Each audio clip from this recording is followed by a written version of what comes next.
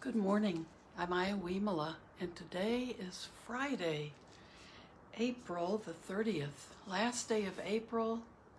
And then as we move into May, the whole month of May is becoming Visakha, the Vesak celebration, or we call it Buddha Day when it's celebrated on one day. But with everything being online for most places around the world, we can spread it out and make it extend for a kind of a celebration all month with wonderful teachings and acts of generosity. And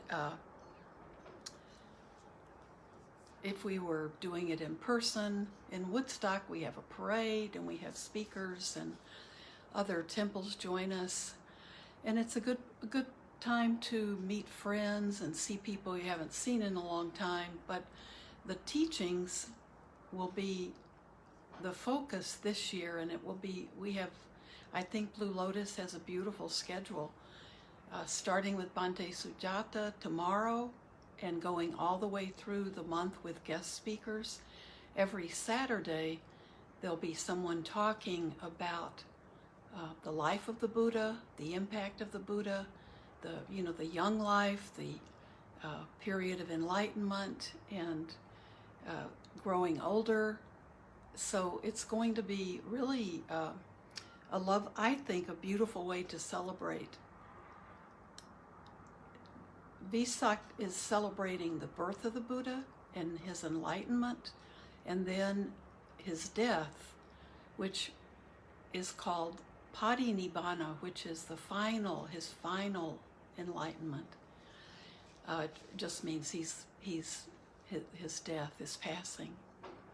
So it's going to be, I think, really lovely that way, because the teachings, whether you're new to Buddhism and you'd like to understand more about the life of the Buddha, I think it's a beautiful way, or you've been a Buddhist for a long, long time, you'll appreciate the teachers and the different monks speaking, or monks you probably have met or heard at Blue Lotus before, and it will be really lovely. So that's the month of May, and if you're doing things online, I'm sure you can see all kinds of different programs and things going on that are special because of Vesak.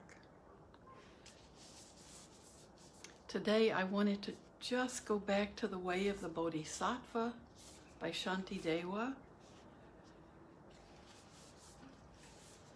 And if you like the teachings of Pema Chodron, I think she emphasizes bodhicitta, or that awakening heart, and I think she is kind of a modern day representative of Shantideva's teachings too.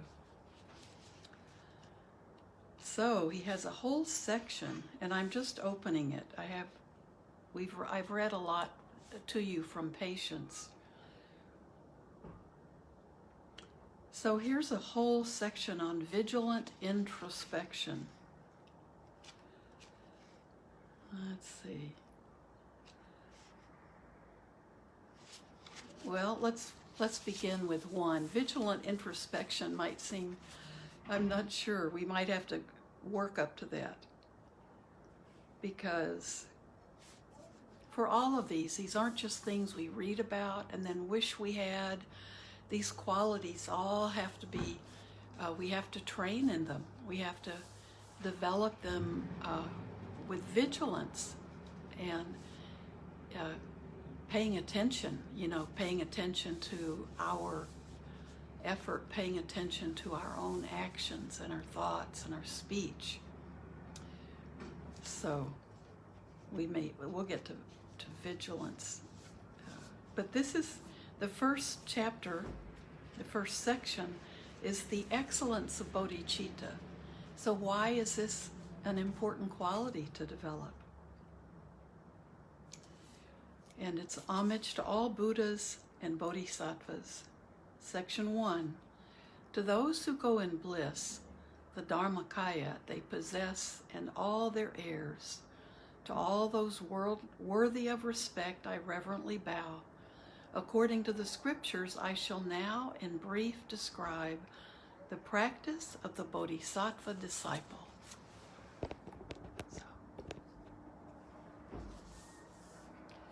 Here I shall say nothing that has not been said before, and in the art of prosody I have no skill. I therefore have no thought that this might be of benefit to others. I write it only to habituate my mind. My faith will thus be strengthened for a little while, that I might grow accustomed to this virtuous way. But others who now chance upon my words may profit also, equal to myself in fortune. So hard to find the ease and wealth whereby the aims of beings may be gained. If now I fail to turn it to my profit, how could such a chance be mine again? Just as on a dark night black with clouds, the sudden lightning glares and all is clearly shown, likewise rarely through the Buddha's power, virtuous thoughts rise, brief and transient in the world. Virtue thus is weak, and always evil is of great and overwhelming strength. Except for perfect bodhicitta, what other virtue is there that can lay it low? For many aeons, deeply pondering, the mighty sages saw its benefits, whereby unnumbered multitudes are brought with ease to supreme joy. Those who wish to crush the many sorrows of existence, who wish to quell the pain of living beings, who wish to have experience of a myriad joys, should never turn away from bodhicitta. Should bodhicitta come to birth in those who suffer, chained in prisons of samsara, in that instant they are called the children of the Blessed One, revered by the world, by gods and humankind. For like the supreme substance of the alchemist, it takes our impure flesh and makes of it the body of a Buddha, jewel beyond all price. Such is bodhicitta. Let us grasp it firmly. Since the boundless wisdom of the only God of beings perfectly examined and perceived its priceless worth, those who wish to leave this state of wandering should hold well to this precious bodhicitta. All other virtues, like the plantain tree, produce their fruit, but then their force is spent. Alone, the marvelous tree of bodhicitta constantly bears fruit and grows unceasingly. As though they pass through perils guarded by a hero, even those weighed down with dreadful wickedness will instantly be freed through having bodhicitta. Why do those who fear their sins not have recourse to it? Just as by the fire that will destroy the world, great sins are surely and at once consumed by it, its benefits are thus unbounded. As the wise and loving Lord explained to Sudana, bodhicitta, the awakened mind, is known in brief to have two aspects. First, aspiring bodhicitta in intention, then active bodhicitta, practical engagement. As corresponding to the wish to go and then to setting out, the wish should understand respectively the difference that divides these two. From bodhicitta in intention, great results arise for those still turning in the wheel of life, and that's samsara, that wheel of life. Yet merit does not rise from it in ceaseless streams, as in the case with active bodhicitta. For when with irreversible intent the mind embraces bodhicitta, willing to set free the endless multitudes of being, in that instant, from that moment on, a great and unremitting stream, a strength of wholesome merit, even during sleep and inattention, rises equal to the vastness of the sky.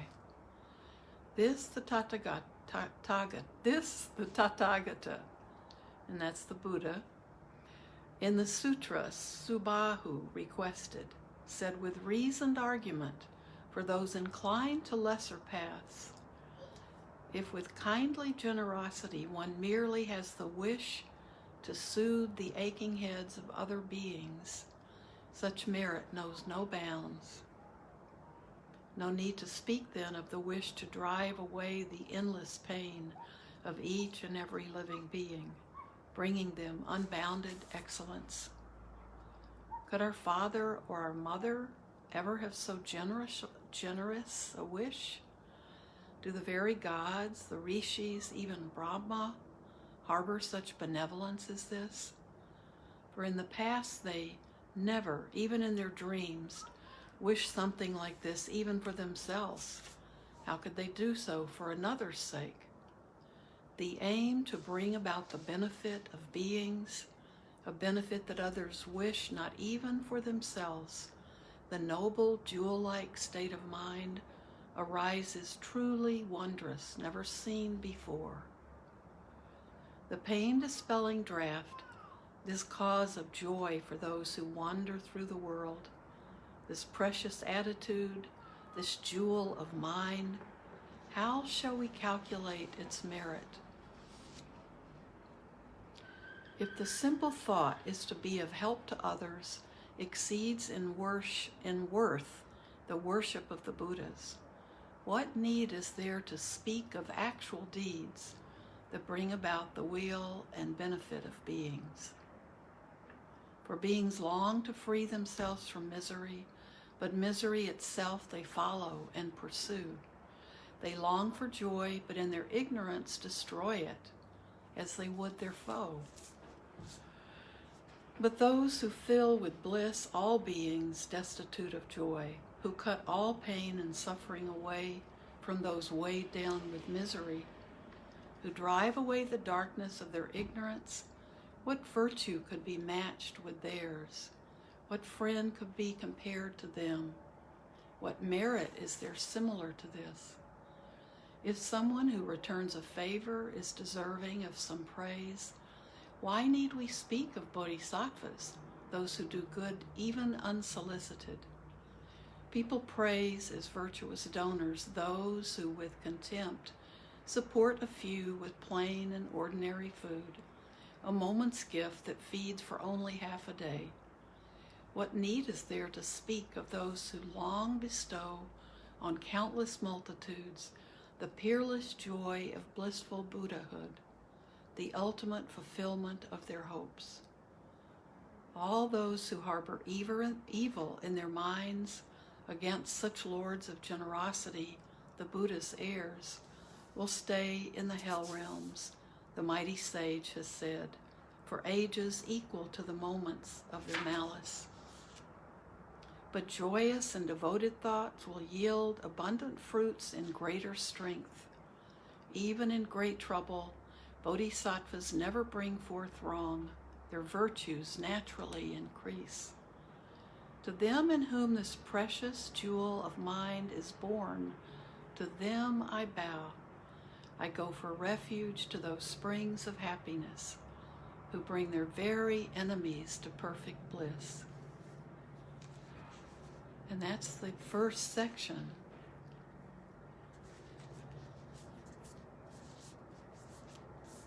And remember, he was writing in the 8th century, is when he lived.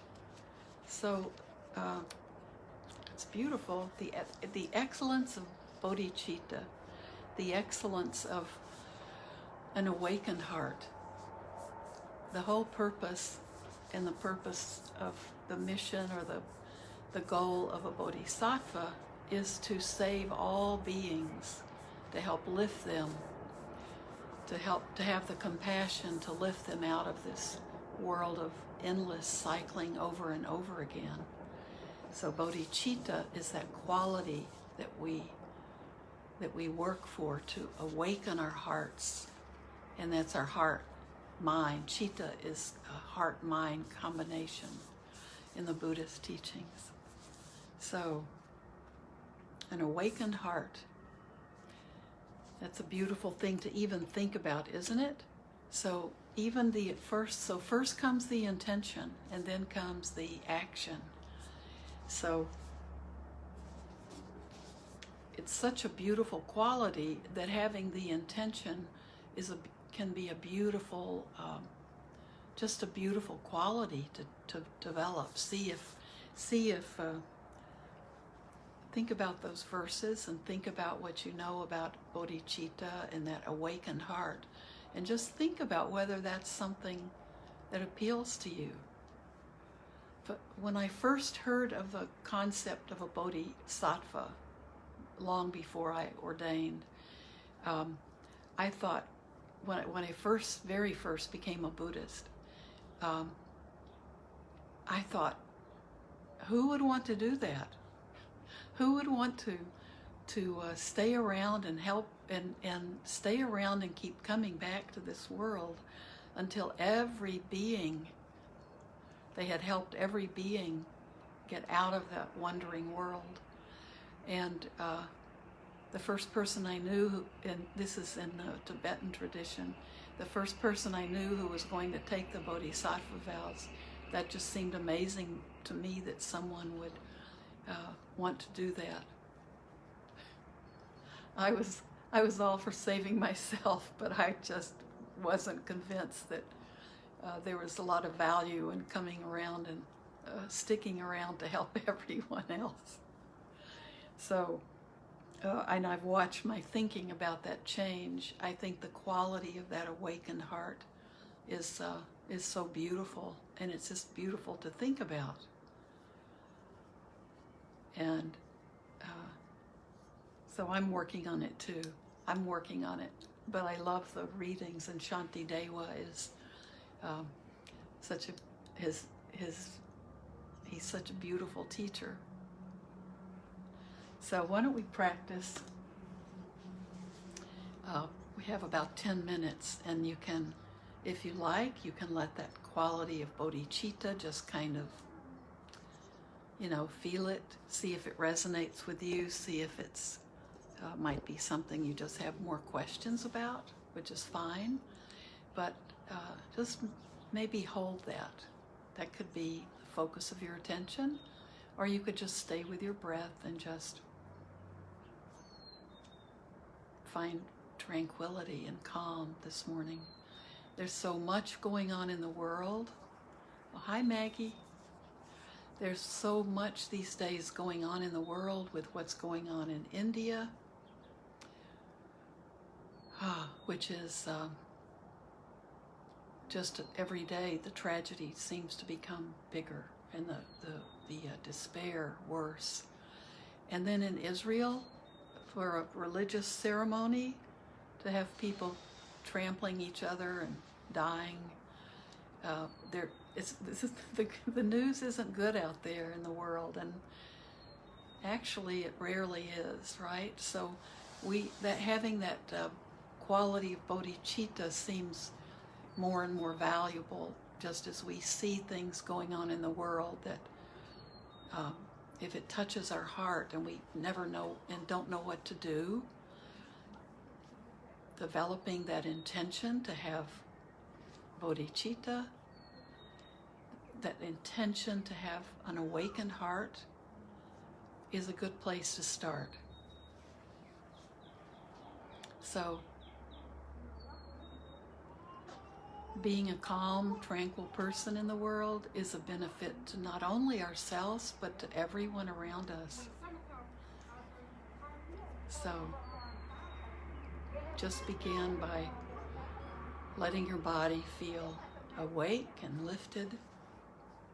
No matter what posture you're in, it's perfectly okay to be on your back, or walking, or sitting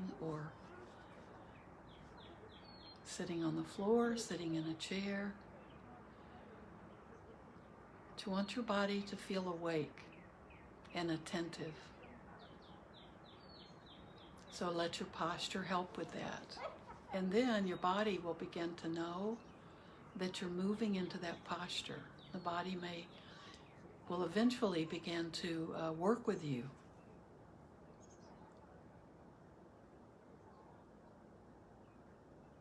So you can close your eyes if you can,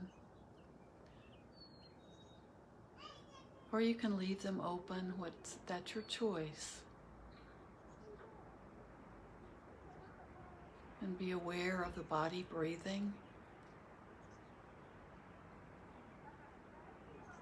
Already that's something we can be grateful for.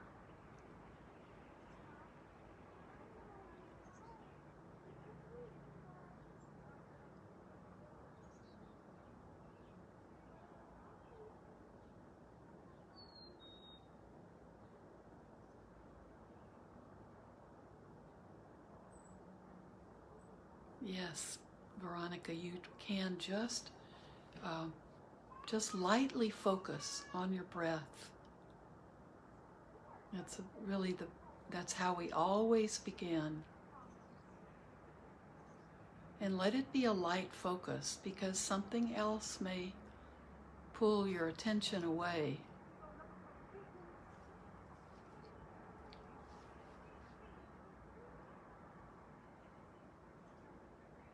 I remember, and it always is helpful, to imagine your focus is like a little butterfly kind of resting on the tip of your nose. So it's very light. And we begin so even concentration is maybe a little bit too much focus. But just let your attention be like that butterfly. So we know that even a slight disturbance can cause that butterfly to fly away. So we'll notice if something else grabs our attention.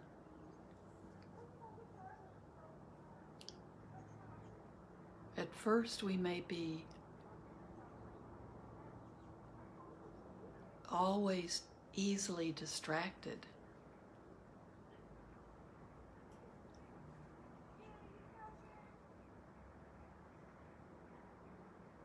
And we'll notice it because we notice that butterfly has flown off.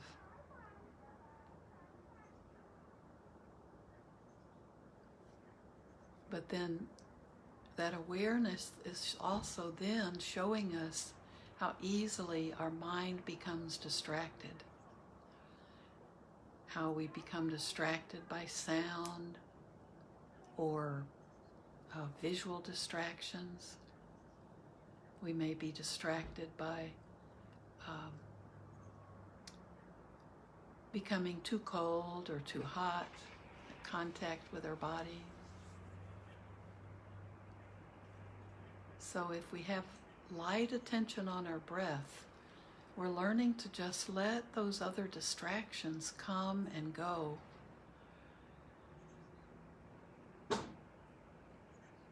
Not letting them disturb us, but just seeing them as part of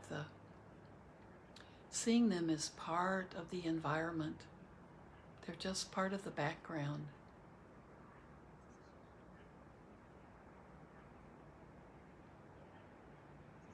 So the entire process of meditation is being with our breath.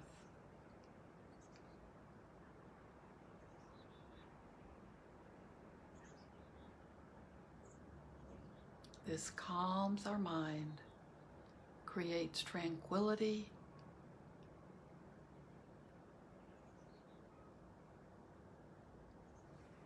it allows us to then become aware of the distractions we create, how we react to things. We start learning about ourselves just by finding that calm that staying with our breath can bring us.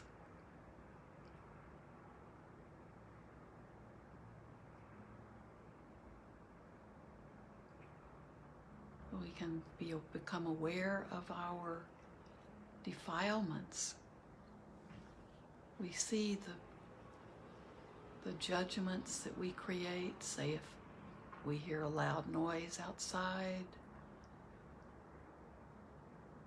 our tendency may be to be critical of it because it disturbs our practice.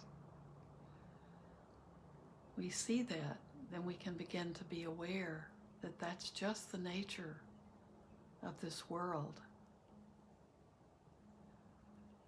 There's no ideal place to meditate where everything is peace and quiet.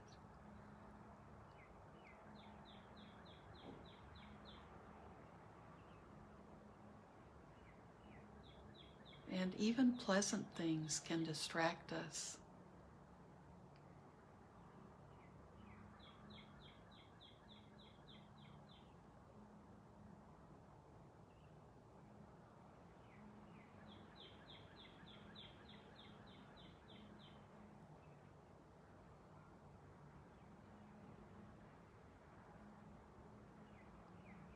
And as we develop from this simple process of being with our breath, we stay with our breath because when we do, we are in the present moment. We're not in the past or the future. We are with the here and now. But this is leading to a calm, stable mind.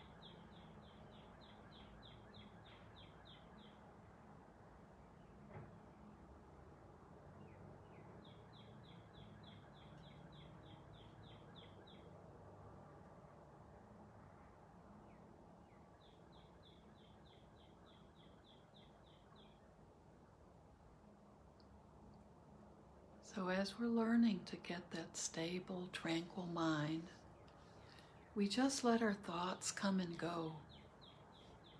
We don't feed those thoughts with our attention.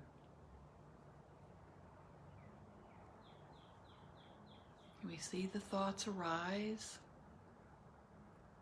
and without being fed by us, without us engaging with those thoughts, they eventually get tired and they go away.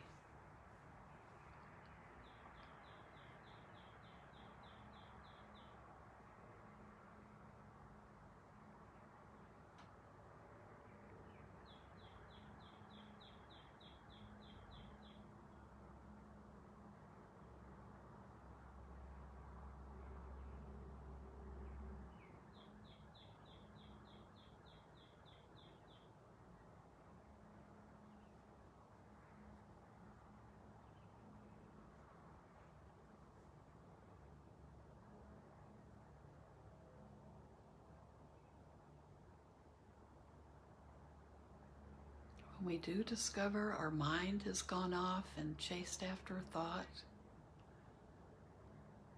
or has become distracted by something else, we can make a choice to bring it back gently but firmly. Just come back to our breath.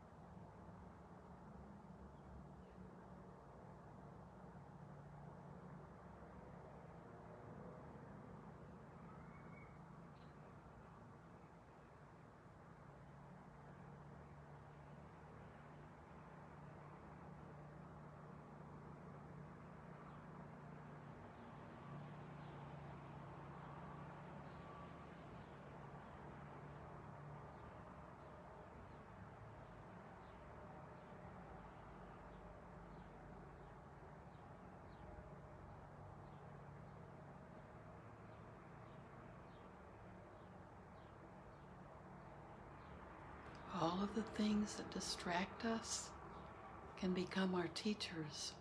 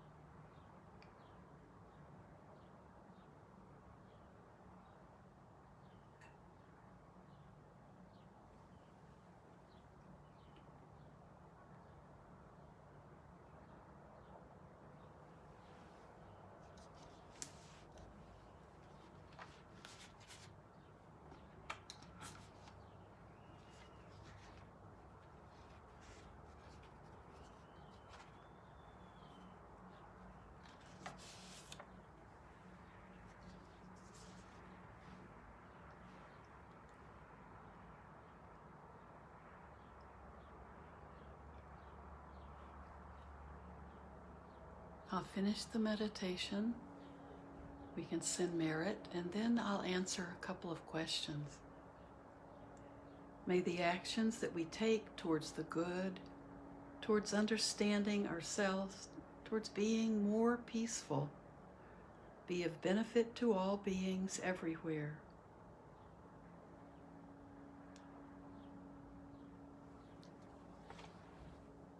So I noticed a question, which is really a good question. Do negative thoughts come on their own, or do I make them come to me? Well, that's a good question. When we're watching our mind and we see those negative thoughts, we can usually see that they are a habit pattern. We begin to see that particular negative thoughts or thoughts of maybe anger or any kind of negative emotion, they arise and they have become a pattern. And so we can watch them at this stage if you're in an early stage of meditation. And sometimes just being aware of them, you may see that so many of your thoughts are negative, or so many of your thoughts are whatever emotion that you might feel that you carry around with you.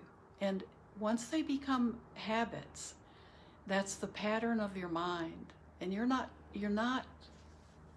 they're coming on their own, because the mind then has that easy route to follow, and that's how your mind begins just seeing things. That becomes your viewpoint. That's your perception of things. And that's something that's, when we see that begins the practice of us changing that. Because if we see it in our practice and we can just be aware, sometimes if you begin to see those patterns, the next thing you would do is to just maybe make a mental note, just give it a name, negative, and just when the thoughts come up, you might just give them a little label. But wait until you can do that without getting sidetracked by thinking about them. Why are they negative? Where did it come from? What you want to do is just be aware of them and not feed them. And if you become aware of it in your meditation and you don't feed them because your mind is tranquil and calm and you're just letting them go, you see that thought, you just let it go for then when you're not meditating, you can begin to do that. Then you'll see it. Maybe right before you say something, you'll think, oh, that's coming from that negative thought habit I have. And then you can just be more and more aware of them. What you want is the awareness, and then you can work with it. And sometimes the awareness is the very first tool to see that pattern go away. If we're not aware of it, we'll just continue. Our mind has found that as one of the pathways it can take.